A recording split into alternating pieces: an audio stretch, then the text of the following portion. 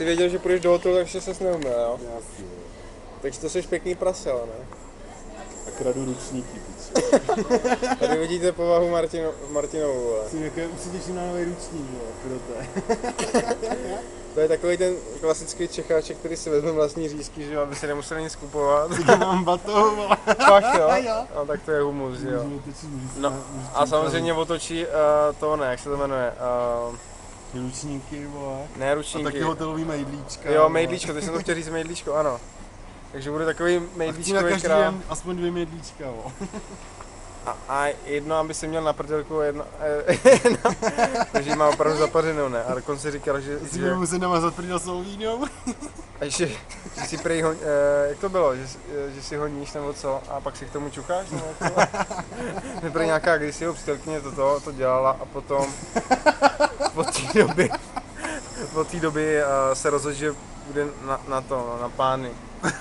Jsi na pány? No, jsem, vole. Takže na pány prej, no. Takže tak. Hele, a já jsem tady jezdil, ne, já to vypnu, aby těch záběrů bylo víc, že jo, aby prostě, počkej. Hele, a já hlavně si to můžu takhle nastavit, a že se dokonce vidím, ne, teďka se vidím a předtím jsem se neviděl. Takže je možné, že jsem třeba natáčel takhle tady na straně a vůbec ne tebe. A teďka když to, tak tě taky vidím, hele. Takže teďka znova, počkej, takže znova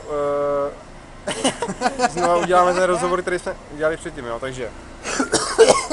Jak to bylo? Martin jede do Jáchymova. Kdy bude krást ručníky a mejdlíčka. Bude tam krást ručníky a mejdlíčka, prej. A co ještě tam budeš dělat? Nevím. A že to je prej, jo, a taky, že si prej honí něco. A od té doby je prej na něco.